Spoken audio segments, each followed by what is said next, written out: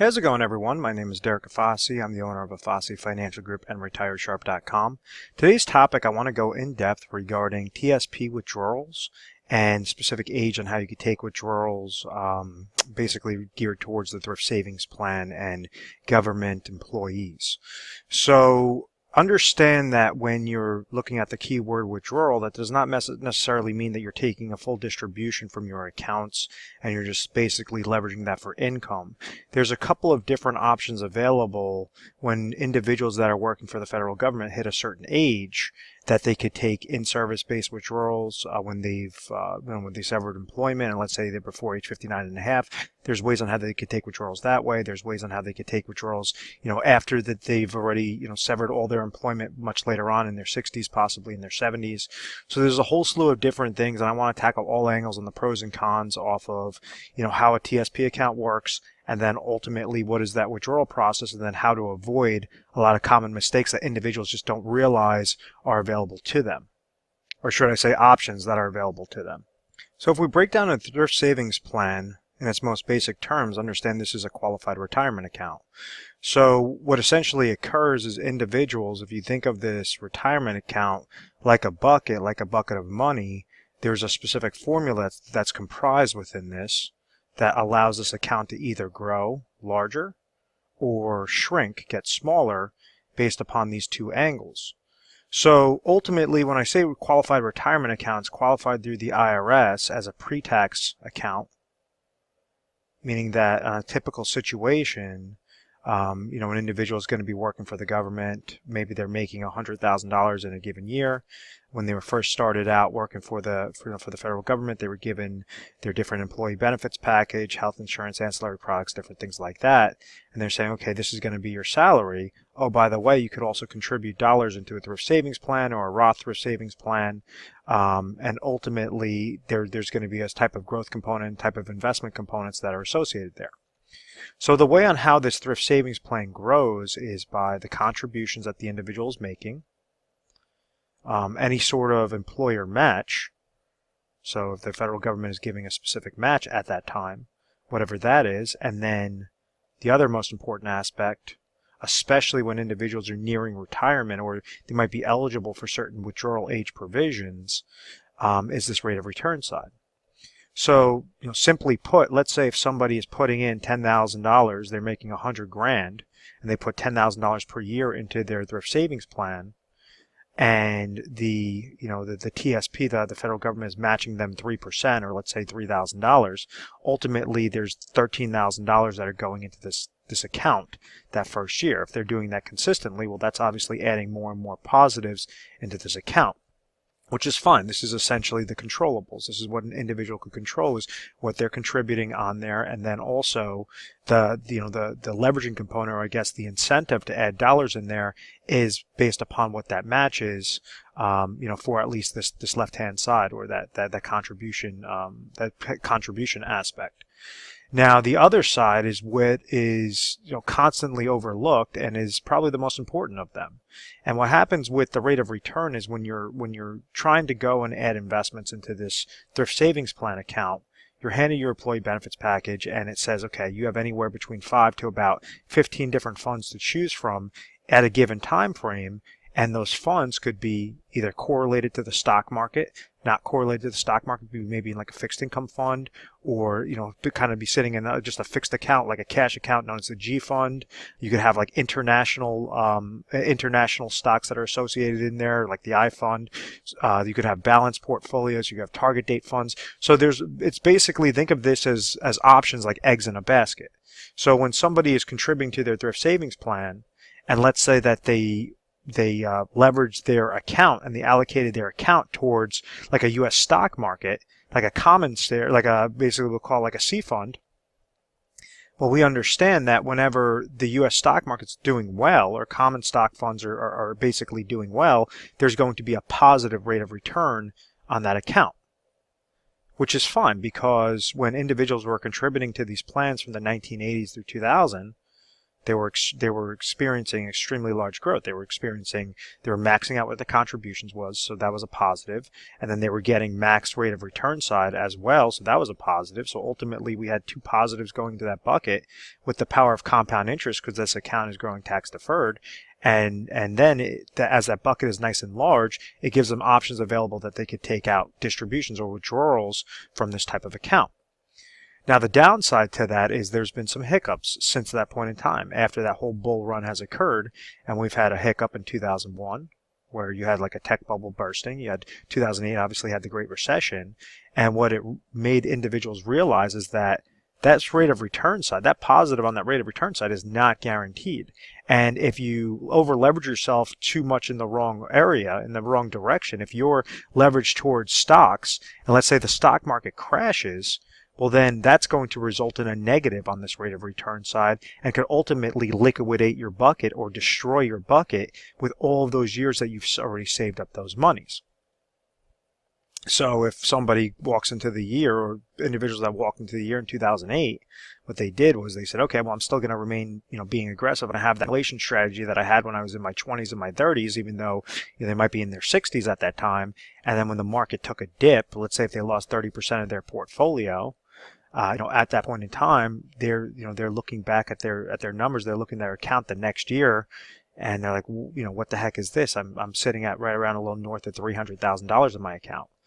And it was because it wasn't the fact that they were stopped putting in the contributions. They were still adding in those contributions, because that rate of return side came back negative, and it completely destroyed this retirement account.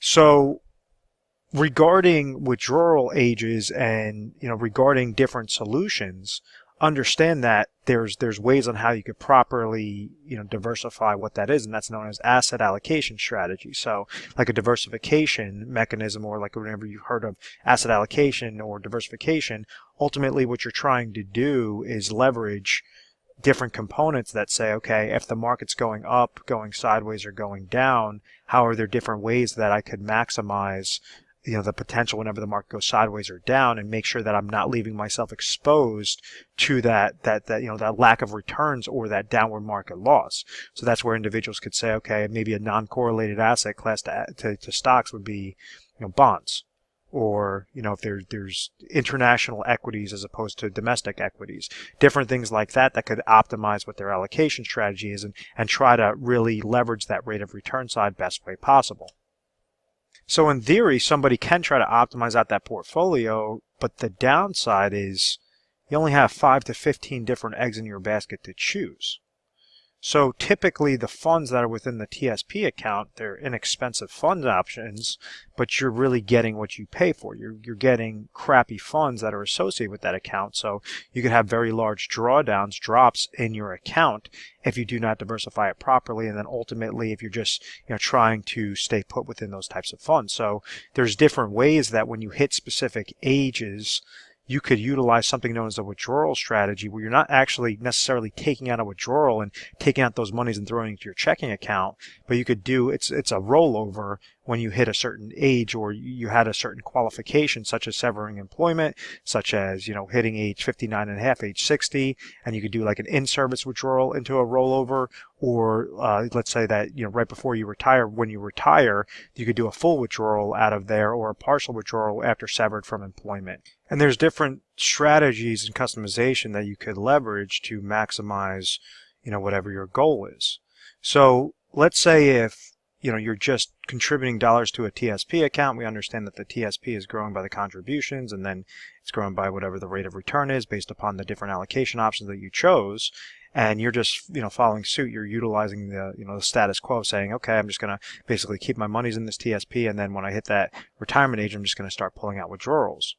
Well, after you hit that retirement age and you stop working, ultimately you're going to shut off this side of the bucket.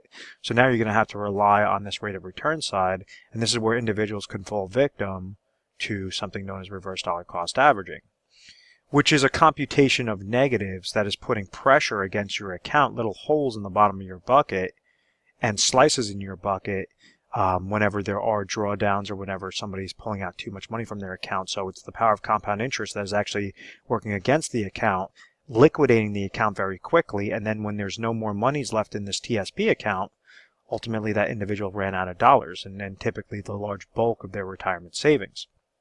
So what reverse dollar cost averaging shows in its simplest terms are if somebody's utilizing different funds, and this is with 401k accounts, these are with traditional IRA accounts, these types of processes or these types of negatives do occur with all sorts of variable related accounts. And reason being is because when you're in a TSP account, you're utilizing different funding options available. So you might have different mutual funds. Essentially with the TSP, it's a little bit better than other 401k, 403b related plans because they're very inexpensive. Now, when somebody hits that retirement age and now they're in a wealth preservation and distribution strategy as opposed to an accumulation strategy that help them accumulate the dollars, a lot of times what they'll do is they'll go to a financial advisor. And financial advisors are going to charge a fee to try to monitor that account and give them different advice on how to take out these withdrawals properly. So this is a negative. So basically you're going to have the first negative, which are the mutual funds or the different funds that are coming out of the account. The advisor fee is going to be another negative coming out of the account. And then the third negative is going to be a potential downward market loss or drawdown from that account. So unless somebody's adding, placing dollars 100% to a G fund and they're just hoping that they don't live long enough to outlive their retirement savings, ultimately, and they're trying to still, maintain some sort of growth strategy on there, well, that leaves them susceptible to downward market hits and downward market losses. The thing to be careful with downward market losses is losses in retirement could hurt far worse than gains could help you. And what I mean by that, if we're just looking at the rate of return side and we're seeing what happens if you experience a market correction where your account just drops down 10%. Well, if your account drops down 10% one year, it's going to need a much higher gain the next year just to get back to break even. Or it's going to need 11% gain the next year just to get back to break even. It needs more than what it actually lost. The next, let's say if your account lost 30%, it's going to need a 43% gain the next year just to get back to break even. If your account lost 50% in a year, it's going to need a 100% gain the next year just to get back to break even. And if you look at this, let's say if somebody had $100,000 and they lost 50% the first year, gained 50% of their account the second year, even though everything on paper, you take these you take these two amounts divided by 2, it's going to equal an average rate of return of 0%. But in reality, your actual physical money went down $50,000 the first year. Then it only increased because there's another 50% increase. Only increased by $75,000. So in reality, your real rate of return was minus 25% or minus $25,000, even though everything on paper showed as a 0% average rate of return. So, that's ultimately the concept to be mindful of is not only do you want to avoid what those negatives are, what those large drawdowns are in your retirement account, because it's going to take you that much more of a gain the next year or in multiple years just to get back to break even to that original starting value. So when we're incorporating this sort of negative aspect in with the reverse dollar cost averaging and actually pulling monies out of the accounts, that's ultimately going to be the fourth negative with it, and that's an additional pressure. So let's say if somebody has $500,000 that's sitting in a thrift savings plan and they say, okay, I'm going to need 20 grand to live off of for income this year, and they experience a minus $50,000 loss from the drawdown, just a 10% market correction. And then maybe they're also paying, 1.5%, 2% of advisor fees and mutual fund related fees that are associated within that account. We could ultimately call it another $5,000 or, $8,000 of just dollars that are coming out. What exactly does this account look like after year 2? Well, this person would have only pulled out $20,000 of income, but would have ended up losing minus $78,000 of value. So then starting in their next year, they'd be sitting at $422,000. So this is just a very small example off of how these negatives could hurt you. The next year, you also have to incorporate the pace of inflation and purchasing power risk.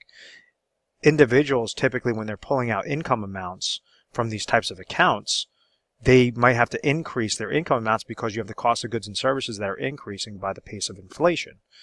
So maybe it might be, $20,000 the first year, then by year 3 it might be $22,000. Then by year 10 it might be, $25,000 that they have to keep pulling out. So what it's doing is it's adding more and more pressure off of a smaller and smaller account, and it's allowing that account to get liquidated very quickly.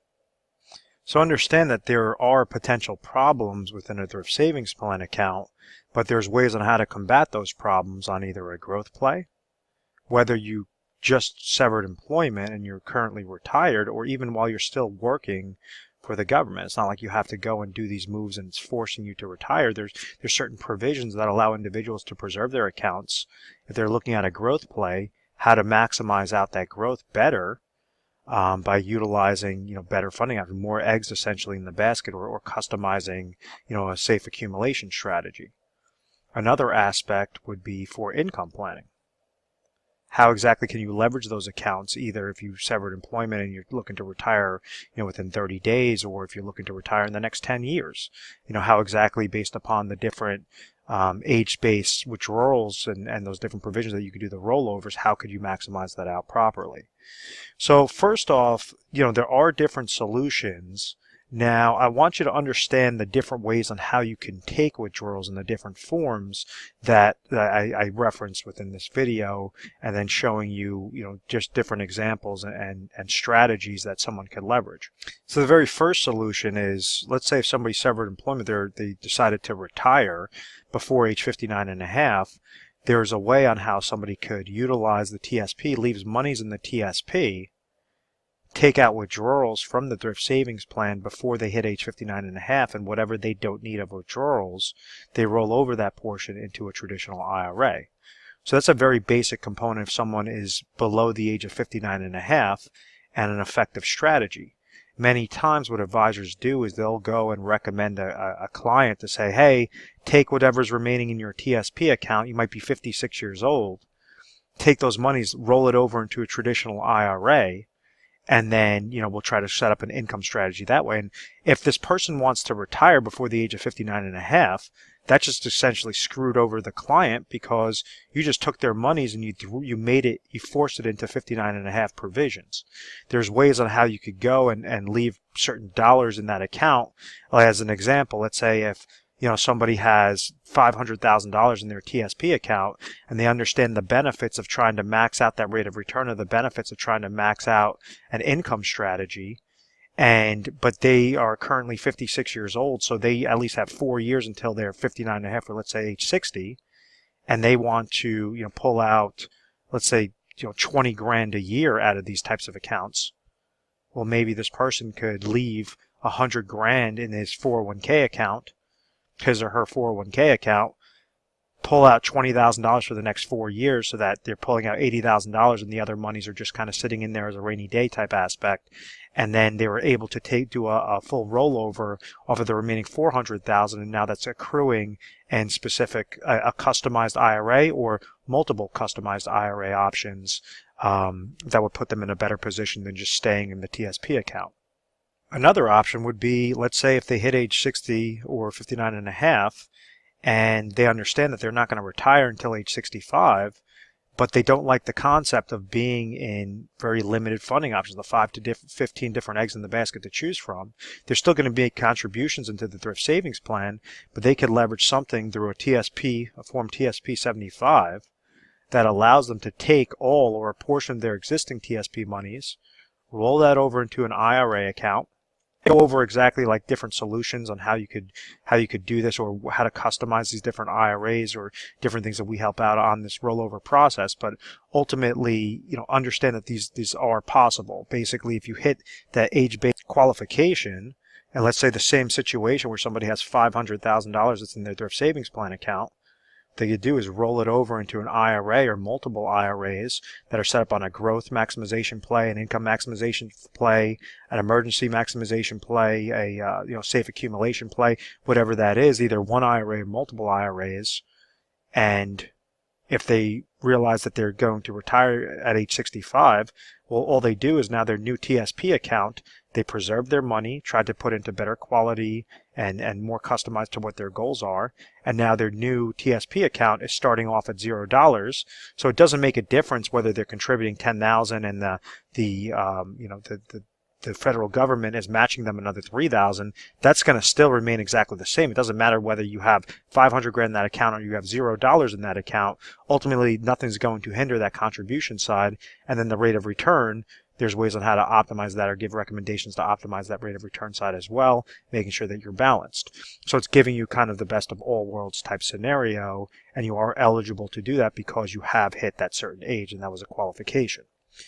Another strategy or another qualification would be after you sever employment, and this is a very common, and this is leveraging TSP Form 70, where it says full withdrawal when separated. So you could take a full withdrawal. You could just say, okay, I have my TSP monies, I have my pension money, Social Security monies, all that stuff. I want to take the full TSP and roll it over into, a diversified IRA or multiple IRA accounts, and making sure that I have much more plethora of options, much more eggs in my basket to choose from than the 5 to 15 that are essentially sitting in my options through the TSP account. So that's known as a TSP 70 form. And then the other one, and there's a couple of other ones as well, but the three main types, or should I say the four main types, the fourth one being something known as a TSP 77. What that allows you to do is after you separated employment, a TSP 77 allows you to just do a partial withdrawal. So maybe out of like the 500,000 that's in that example, I'm going to keep utilizing that example. Maybe you only want to leverage 200,000 and leverage that into an IRA rollover, and then just leave the other 300,000 that's sitting in the TSP account.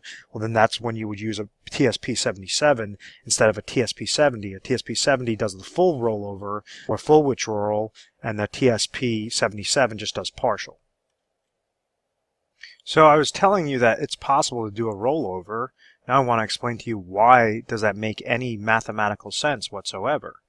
And if we understand the concept of the TSP, and we understand that monies grow this TSP or reduce this TSP account based upon the contributions and the rate of return side. So this rate of return side, the contributions are obviously the controllable. The rate of return side, you're subject to whatever those 5 to 15 different funding options, different eggs in your basket to choose from are. So whether this is in a TSP, traditional TSP, which is qualified, or you have a Roth TSP, which are basically the Roth monies, would determine how you would do the rollover. So if you had Roth money like a Roth TSP, you would roll it over into a Roth IRA account. If you had a traditional TSP, like to like, you could roll it to a traditional IRA account. And that IRA makes a difference because an IRA can be customized with thousands of different combinations. So what I mean by that, if you do the rollover, let's say that same example, you had $500,000 and you say, hey, I want to have, better growth strategy. So first I'll just talk about the growth, and then I'll talk about the income, and then I'm going to talk about a blended strategy between growth and income to give you pure peace of mind in retirement. Ultimately, the contributions that you're doing to start, we'll just say a traditional IRA, that's the rollover money. So the contribution would be $500,000. And then ultimately you're not going to try to contribute anything further in that account, which you can. There's smaller limitations with traditional IRAs and contributions towards traditional IRAs, but ultimately, you would just be leveraging that for the rollover.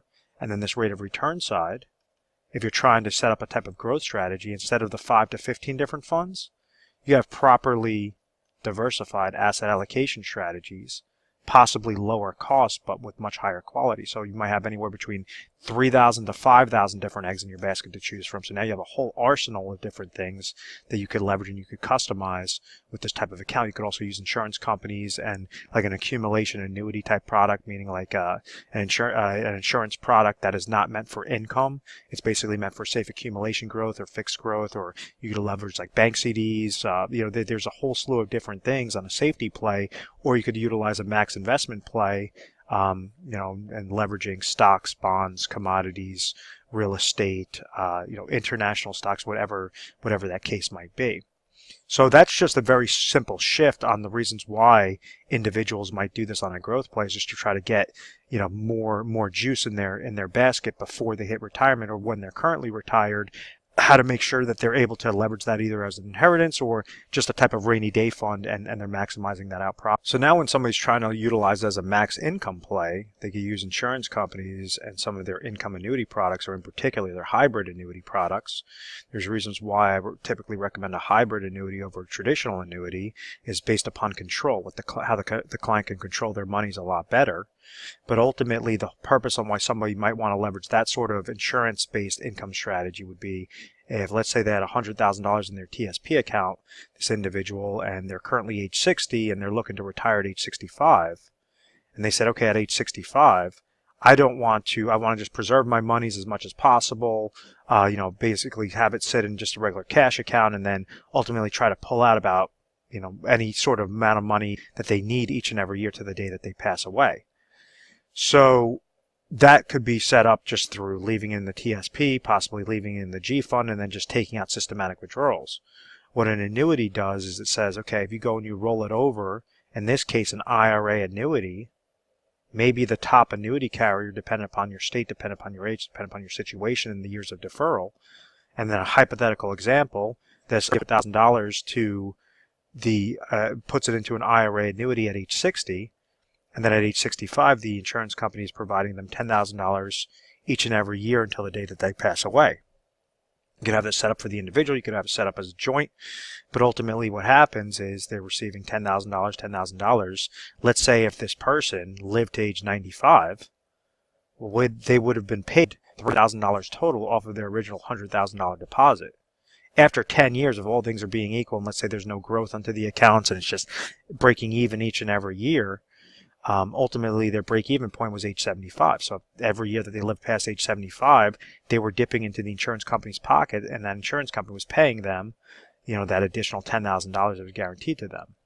The reason why I like leveraging income riders and hybrid annuities is because of that income rider provision. And it says we're not going to liquidate, like old-fashioned annuities, you would have to liquidate the $100,000, surrender control to the insurance company, and the insurance company would be giving that specific guarantee. With the hybrid annuities, what they do is they still allow an account to remain preserved and protected, and then the income rider is what's giving that guarantee. So let's say in that scenario, a person, starts triggering income at age 65, they unfortunately pass away at age 70, and they're pulling out $10,000 per year. So now, if all things being equal in this hypothetical example, we have $50,000 that's remaining in the account value. Instead of that account balance going back to the insurance company, that account balance would go to that person's beneficiaries.